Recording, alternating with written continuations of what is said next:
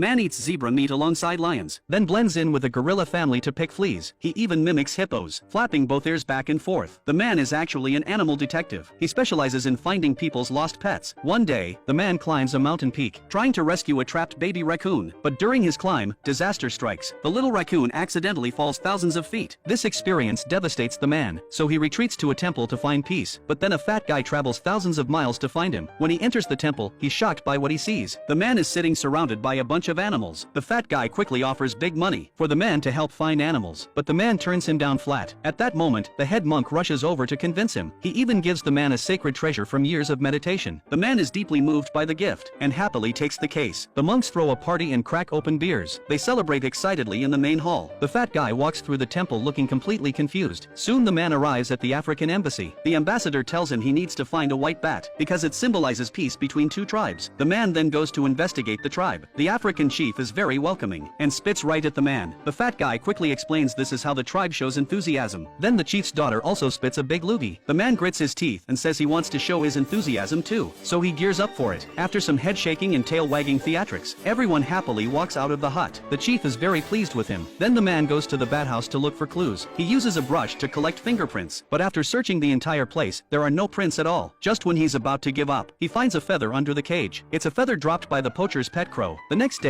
the man hides inside a rhino to secretly watch the transaction, but the door won't open. He tries to force it and breaks the handle completely. Just when he's losing it, he sees a glimmer of hope. The next second, a hand reaches out. Tourists stop and watch curiously. What happens next shocks the tourists. First, the man's head pops out, then his whole body tumbles out. That night, the man sneaks into the opposing tribe to investigate, but gets caught by the tribespeople. Luckily, the chief says if the man passes the test, he'll spare his life. Without a word, the tribespeople walk across a path of fire. For the man, this seems absolutely impossible, but he actually steps on their bodies to get across. The next challenge is even more amazing. The chief demonstrates telekinesis. The man won't back down either. He pulls out an apple the tribesman ate last month. The competition comes to the final round. The tribesman grabs the man's head and starts playing it like African drums. Everyone around is having a great time listening. Finally, they bury the man like a pile of crap.